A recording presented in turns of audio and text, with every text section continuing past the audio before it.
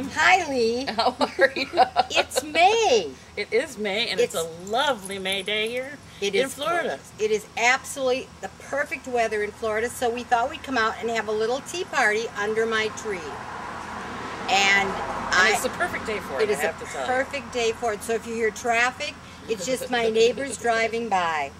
I hope it's a perfect May day wherever you're from and watching us. So what do you do in May Day? It's May 1st. What do you do? May 1st is May Day.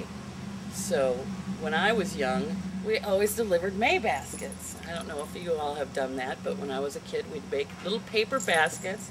We'd fill it up with little things like jelly beans or little flowers. And you'd go hang it on the door of somebody's house, and you'd ring the doorbell, and then you'd run, so that they get a nice little surprise without knowing who it came from. So. Do you know what happens if they catch you when you're running? No. They get to kiss you. Oh, I thought you were going to say call the cops. No. Well, maybe in this day and age, but no. They get to kiss you. Oh, it was one of my favorite memories, because right down the street, my best friend Mary Byers lived, and so we'd stop at all the little houses down there, and then we'd have to figure out a time so we could surprise each other for our May baskets. Yes, and you did it, and they had fun making them. I don't really like kids. Take them or leave them, but my house was a gathering place for children. And at least I knew where my kids were. You know, they would always come, and they would sit at the table. Food everywhere. Yeah, I had the ho-hos and the ding-dongs and the Twinkies, and all the other mothers had healthful food, so I think that's why my house was popular. But they would sit at the table, at the kitchen table, and they would work on their May baskets for days. Mm-hmm. And it is a good thing. Beginning of May is also when Kentucky Derby rolls around. And I said to Lee, do you have any memories of Kentucky Derby? And they all went, no. And I remember one Kentucky Derby day. I was about 14 years old, and it was gorgeous, a gorgeous day in Wisconsin. And my mother worked, so she was in town. We lived out on a farm. And I had 6 girlfriends out. And from 10 o'clock in the morning until 4 o'clock in the afternoon on Kentucky Derby Day, we learned how to blow smoke rings. We learned how to inhale. We learned how to make smoke billow up through our nose. And by 4 o'clock in the afternoon, we were sick as a dog. Me has lots of memories. I love spring. I was just in Pennsylvania, and I just picked lilies of the valley, stole them.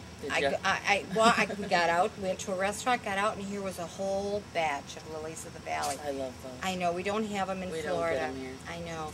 But if you go to our website and you look, we talk about, I put a story on there about friendships and gardening and flowers and lilacs. And I have a fond memory of a dear friend bringing me a carload of lilacs. Mm-hmm. And also, I annually put on a Memorial Day party. It's the one time I wish I still lived in Wisconsin. Memorial Day was a very big day in Ripon, Wisconsin. And we planned our Memorial Day for months on end. Mm-hmm. We never varied one iota. It was always the same. And go read it. And yes, there is 7 pounds of bacon in my baked beans. That is not a typographical error. What do you remember about Memorial Day? I remember taps and the 21 gun salute in the cemetery very clearly. Used to cry. Yeah. But you'd leave the parade, and then you'd walk up the hill to the cemetery. And as the band came marching up, when they got near the cemetery, the band stopped playing, and all the drummers would just tap on the rim of their drums. And they would march into the cemetery just going tap, tap. Just to remember the war dead. Well, remember everybody on Memorial Day, but then they would do taps. Well, I mean, there wasn't a dry eye. And Ripon is a town of like 5,000–6,000 people. And I'm going to tell you, I bet they all come to the parade. And then we would go to Bischoff's and party for the rest of the day. And what is so amazing is we did this. And now my children and their Donna and Joan's children are all really good friends. We just have great memories of small town living and holidays. So make the best of your holidays. I don't care if you just have another friend, have her over on Memorial Day. Cook a hot dog over the stove, you know, whatever. And have a party, because they're great memories. And I'm also having Tiago put some pictures of Donna and Joan on the website so you see who my best friends are from Wisconsin. And they're still there. God love them. They're still there. And pictures of their kids and my kids and how we've still maintained those friendships. There's nothing better than the whole wide world than a girlfriend. Give her a May basket this May. Give her some love. Give her a hug. This is what life is all about. Don't get caught up in the crip crap that goes on. It's all about having a good friend, having a good party. I hope you have a good May. I hope you have a better May. I will be in QVC beginning of May, at the end of May. Watch, Tiago got my schedule on there all the time. So we'll see you in May. Have a happy. Have a happy.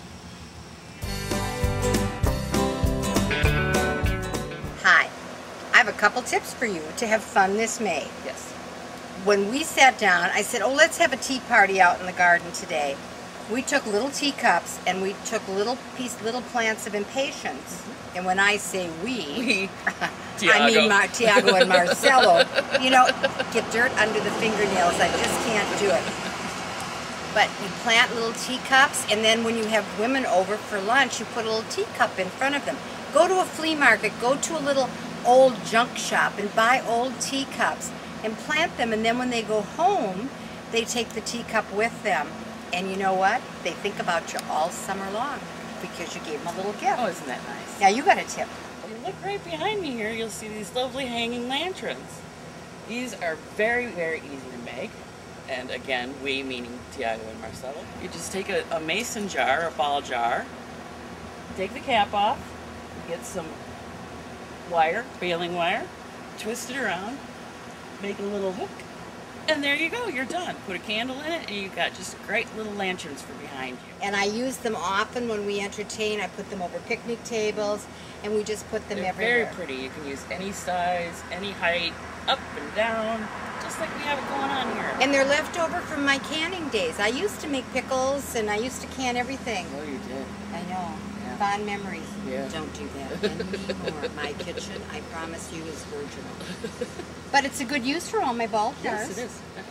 If you don't can jam or pickles anymore, make candles for your trees. Surprise a friend, invite her over this May. You can do it together. We've all had fun doing this together. I hope you have too. Do a craft this May. Bye-bye.